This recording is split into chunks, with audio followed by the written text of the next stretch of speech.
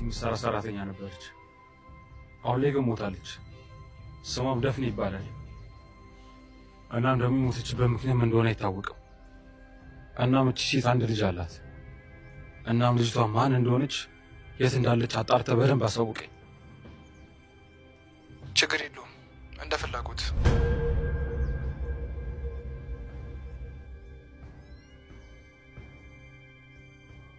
ቆይ እቺ ልጅ ከኛ ምን ፈልጋ ነው ህይወታችንን በዚህ ልክ የምታመሰቃቅል?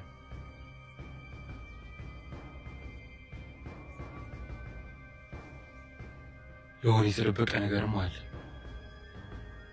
በቅርብ ደርስበታል።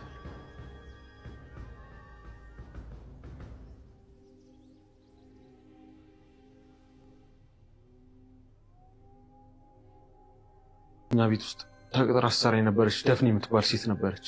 ምን? ደፍኔ? ምን ነው ታውቂያታለሽ እንዴ? ኧረ በጭራሽ አላውቃትም። ስም ተመሳስሎብኝ ነው። እናም አሁን ላይ ያቺ ሴት በህይወት የለችም። ማን ገደላት? አይ ሰው አልገደላት። አክሲ እንደነገረችኝ ከሆነ ሞታን የተገኘችው። እንዴት ማለቴ? ያው ዝም ብላ አይደለም የሞተችው። አክስት ሁሉ ነገር አለ።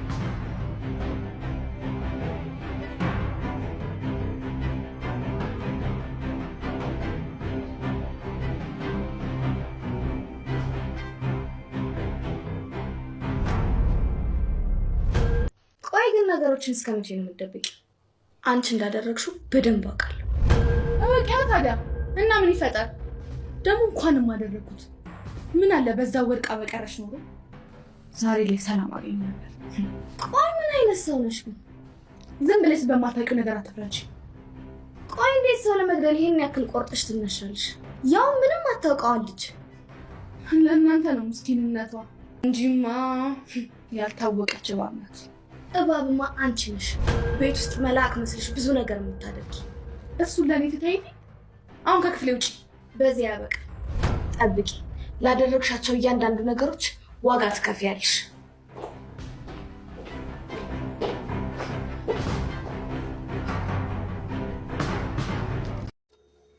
ትልቁ የቤቱ ሚስጥር አሁን ላይ ይፋ እየሆነና በሰዎች ዘንድም እየተሰራጨ ይገኛል ማለት ነው። ታዲያ ለዚህ ምክንያት የሆነችዋ መርሲ አሁን ላይ ትልቁን የሲፈንን ሚስጥር ይፋ አድርጋባታለች። ሲፈንም ይህን በሰማሽ ጊዜ በጣም ነበር የተናደደችው። ሲፈን አድርጊልኝ ያለቻትን ነገር ባለማድረጓ እንደምትስትባትና ከዚህ ቀደም ደግሞ አውርታ እንደማትተውና ይፋ እንደምታደርገባት ትልቁን ሚስጥር ለአምነን እናገርብሻለሁ ይህን ማታደርጊ ከሆነ ብትላትም፣ ነገር ግን ሲፈን አይ መናገር እንደፈለግሽ ትችያለሽ፣ ነገር ግን ደግሞ እኔና አንቺ አሰሪ እና ተቀጣሪ አይደለንም፣ ገባሽ? ሀሳብ ማመንጨት ያለብን አንድ ላይ ነው። ሀሳባችን አንድ ከሆነ ብቻ ነው አንድ የምንሰራው እንጂ አንቺ አዛዡ ነሽ፣ እኔ ደግሞ ተላላኪ ሆኜ በፍጹም አልሰራም በማለት ሲፈን ለመርሲን ትነግራታለች ማለት ነው። መርሲንም ታዲያ እስካሁን ድረስ እየፎከርኩና እያወራው ዝም ብዬሻለሁ፣ አሁን ላይ ግን እመኚ፣ ይህንም ነገር ማታደርጊ ከሆነ ትልቁን ጉድሽን ለአምነን እናገራለሁ በማለት ብታሳምናትም ነገር ግን ልትቀበላት ባለመቻሏ መጨረሻ ላይ እንግዲህ ለአምነን ከዚህ ቀደም የቤት ሰራተኛ የነበረችዋ ቤት እንደሞተች እና ማን እንደገደላት ለምን እንደሞተች ባልታወቀ መንገድ ለዛውም ደግሞ ጠላቷ አሁን ላይ እያደረገችብህ ያለው ጉዳት የእሷ ልጅ ናት ስትለው አምነን ይህን ነገር ሲሰማ በጣም ነበር ግራ የተጋባው። ምክንያቱም አምነን በወቅቱ ልጅ ስለነበረ የሚያስታውሰውም ነገር ምንም አልነበረም።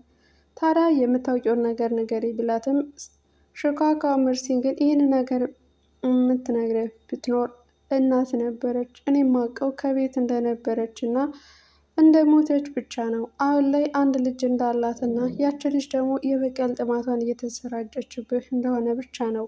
ስለዚህ ያንተ ስራ ደግሞ ያቺ ሴት ማናት፣ እንዴት ሞተች የሚለውና ልጇን አግኝተህ እውነቱን ማወቅ አለብህ ንቃ በማለት ብትነግረውም አምነን አሁን ላይ በጣም ነገሮች እየተደራረቡበትና ከአቅሙ በላይ እንደሆነ የሚያሳይ ፊትም ሲያሳይ ነበር ማለት ነው። ታዲያም እንግዲህ ለአለቃው በሚለው ደውሎለት እንግዲህ ያለው ነገር እንዲያጣራና ያቺ ሴት ማነች? ምንድነች? ከኛስ ምንድነው የምትፈልገው? ለምንድነው በዚህ ልክ እየጎዳችን ያለችው? ለምን የሚሉ ጥያቄዎች በውስጡ ነበሩበት ማለት ነው። አክስየው ተብያውም እንግዲህ ነገሩን ነካክታ ነው እንጂ ግልጥልጥ አድርጋ የነገረችው ነገር የለም። ምናልባትም ይህን ሚስጥር ሲፈንን የጉዳዩ መስሏት፣ ነገር ግን የእሷን ሞት አንድ እርምጃ እያፋጠነች መሆኑ ፍጹም አላወቀችም። ሲፈን ምንም ይሁን ምንም ማንኛውንም ነገር ቢመጣባት ወደኋላ የማትልና የማትፈራ ሴት ናት። ምክንያቱም ከዚህ ቀደም ብዙ ታሪኮችን ሰርታለች፣ ብዙ ነገሮችን የእናቷን ደም ተበቅላለች። አሁን ላይ የትኛውም ችግር ቢመጣባት በፍጹም የማትፈራ ሴት ናት ማለት ነው። አሁን ላይ ፔሊን ደግሞ ታማ ስለነበረ ፔሊንን እንደዚህ በመሆኗን በጣም እያዘነች ትገኛለች ማለት ነው።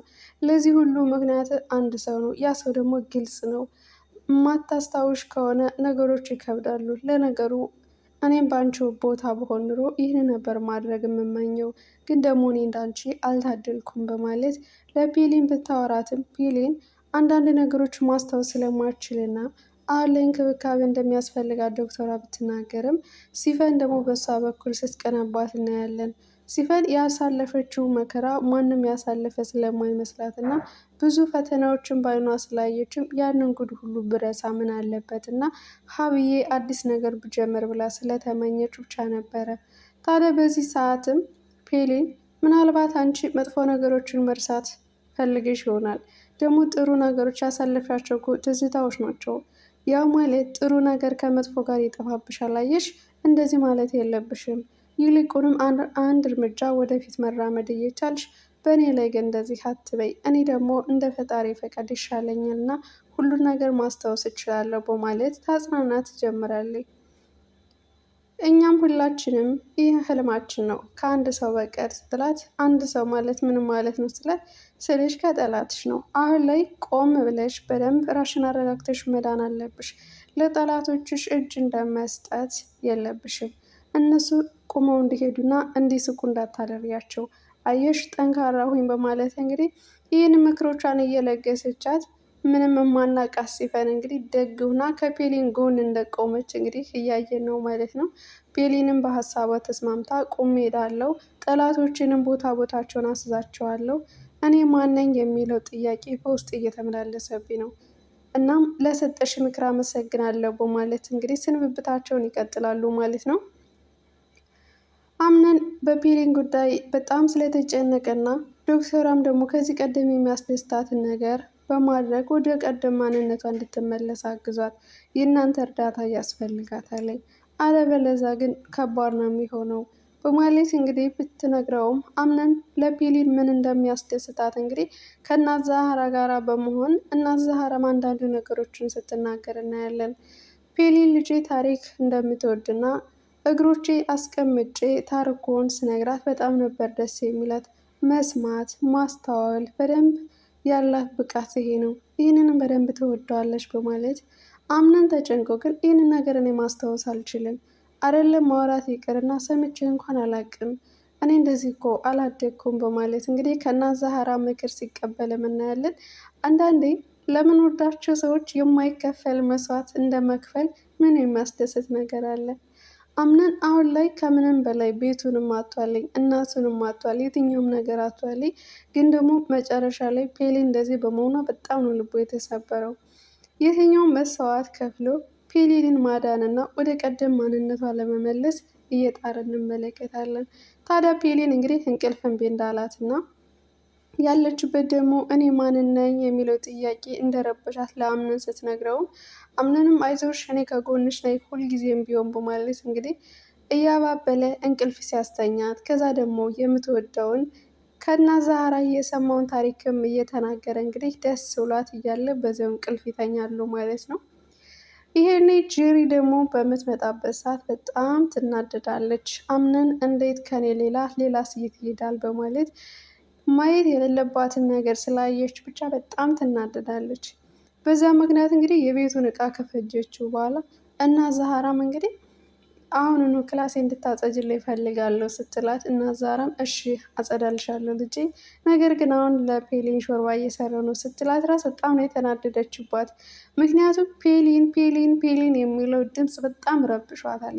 ምነ ያኔ ጨርሻት በነበረ የሚለው የጄሪ ፍላጎት እየገነፈልና በቅናት እየተቃጠለች መሆኑ ግልጽ ነው። ታዲያ ለራሷም ዘወር ስትል ቆይ ምን እየሆንኩ ነው? ምን እያደረግኩ ነው ያለሁት ስትል እና ዛህራም እንግዲህ በእርግጥ ከፔሊን ጋር ያለሽን ነገር ባላቅም እንዲህ የሚያደርግሽ ግን ቅናት ነው አደል? እረዳሻለሁ ስላለች ደግሞ በጣም ትናደድባታለች። እኔ በማንም በምንም ቀንቼ አላቅም። ስለዚህ የማይባል ነገር አትባይ። እኔ የምለውን የማታደርጊ ከሆነ ፌስታላችሁን ይዛችሁ ከዚህ ቤት ውጡልኝ እስከ ማለትም ድረስ ደርሳለች። ይህ የሆነባት ስሜት እንግዲህ ከቅናት የተነሳ ነው። አምነን ጊዜን ስጠኝ፣ እኔን አፍቀኛል፣ አሁን ፔሊን እያልክ እኮ እኔን ረስተኛል ብላ ብትለውም ግን አምነን ደግሞ ለፔሊን ሰው ያስፈልጋታል። ሰው የላትም። ሰው በሌለበት ሰዓት እንግዲህ እኛ አብረናት ልንሆንና ወደ ቀደም ጤና እንዲመለስ ከጎኗ የተቻለን ሁሉ ማወቅ አለብሽ። ገባሽ? አንቺን በቻልሽ መጠን አግዣት ቢላትም እሷ ግን ደህና እንደሆነች እና እናት ዛህራም እንደምታስፈልጋት ከዛ ደግሞ የተለየ ሰው ካስፈለጋትም ከውጭ ቀጥሮ እንዲያመጣላት እና የእሱን ጊዜ እንድትሻማባት ፍጹም እንደማትፈልግ ብትናገርም አምናን ግን መስሚያው ጥጥ ሆኖበት እንግዲህ በፍጹም አሁን ለአንቺ ጋር የምነጋገርበት ጊዜ አይደለም፣ እናም እኔን ተረጂ በማለት እንግዲህ ሀሳቧን ሳያስጨርስ ግድግዳ አስደግፎ እንግዲህ ጥሏት ይሄዳል ማለት ነው። ታዲያ በዚህ ጊዜ በጣም ትናደዳለች። መጨረሻ ላይም እንግዲህ ክላሷ ቁጭ ብላ ባለችበት ሰዓት ሲፈን ትመጣና ቆይ እስከ መቼ ድረስ ነው ይሄ ነገር ድብብቆሽ? ምን ያክል ብትበድልሽ ነው በዚህ ልክ የቁዳሻት? ምን እንዳደረግሽ በደንብ ጠንቅቄ አውቃለሁ ብትላትም ግን ጀሪ እንኳን አደረግኩት እንዲያውም ቆጭቶኛል። ምን ነው በዛው ለጥ ብላ በቀረችልኝ። ዛሬ ያየሁትን ጉድ ማንም አይረዳኝም። አየሽ፣ ስለዚህ አትፍረጅቤ ትላታለች። እባብ ሁነሽ እዚህ ቤት እንደ መልአክ እየተስለከለክሽ ያለሽ እኮ አንቺ ነሽ። ልብሽ የምታረጊ ሁሉ ክፋት። ይቺ ልጅ ምንም የማታውቀውን ግን ጉዳሻት ብላ አትጠይቃትም። ግን ጀሪ በጣም ተበድላለች። እውነት ለመናገር እኔ ባሌ ከኔ ከሆነ ከኔ ነው፣ ከሌላ ከተልከሰከሰ ወይ ውልቅ አድርጎ ጣል ነው ወይ ደግሞ የእሱን መልከስከስ አምኜ መቀበል ነው ያለብኝ። በጀሪ ምንም አልፈርድባትም። በጣም ነው አምነን ራሱ እሷን አይወዳትም። የሚወዳት ፔሊን ነው። ግን ደግሞ ካልወደዳት ወይ ፍች መሆን። ምክንያቱም የሴት ልጅ ልብ እንደዚህ በከንቱ ማንጠልጠል፣ በቅናት ማስቀናት ተገቢ አይደለም። አንዳቸውን ሚስት ብለን ከጎናችን ይዘናቸው እንደገና ደግሞ ከውጭ ሌላ ሴት መመልከት በጣም ከባድ ነው። አንደኛ ለፔሊንም እንቅፋት የሆነው ራሱ ነው ማለት ነው። ምክንያቱም ወይ ወደ ጀሪ አልተጠቀለለም ወይ ደግሞ ጀሪን አልፈልግም ብሎ ፔሊን ወደ ራሱ አላመጣትም እና በሁለቱ መካከል እንግዲህ ስሜታቸው እየተጎዳ ባለበት ሰዓት ፔሊን ተጎጂ ሆነች ማለት ነው። ፔሊንም እንደምትወደው ግልጽ ነው። ነገር ደግሞ አንድ ባለትዳር ወንድ እንደዚህ ብዬ ደፍሬ መጠየቅ አልችልም በማለት ፍቅሯን በውስጧ ብትይዝም ግን ደግሞ ጀሪ በምታየው ነገር ቅናት፣ ተነሳሽነትና በንዴት ያልሆነ ነገር ብታደርግ እውነት እንደ ሴትነቴ እኔ ምንም አልፈርድባትም። አምንናውን እየተልከሰከሰ ያለው ወይ ጀሪን የሴት ልጅ እድሜ ደግሞ የሚባል ነገር አለ። ጊዜዋን ሳይበላባት በከንቱ ቢያሰናብታት መልካም ነበረ። ግን እስካሁንም ድረስ አብረው ናቸው። ግን ደግሞ እየጎዳት እና ውስጧ እየታመመባት ነው ያለ። ደግሞ ጀሪን ክፉ ናት፣ መጥፎ ናት፣ ሁሉም ሰው ይላታል። ግን በምታየው ነገር ነው ክፉ የሆነችው እንጂ እሷ ከልቧ አስባበት እና አቅዳበት አልነበረም ክፉ የሆነችው ማለት ነው። ሰላም እንዴት ናችሁ? የናነኝ ዩቲዩብ ቻናል ቤተሰቦቼ ሁላችሁንም ሰላሙ እያልኩኝ ተወዳጁ ተከታታይ የድር ድራማ በክፍል 30 ይህን ይመስል ነበረ ማለት ነው። ስትከታተሉ ለነበራችሁ ለሁላችሁም እያመሰገንኩኝ በያላችሁበት ሰላማችሁ በዚህ ይበልልኝ። በቀጣይ ቪዲዮ እስክንገናኝ ድረስ ቸር ቆዩልኝ።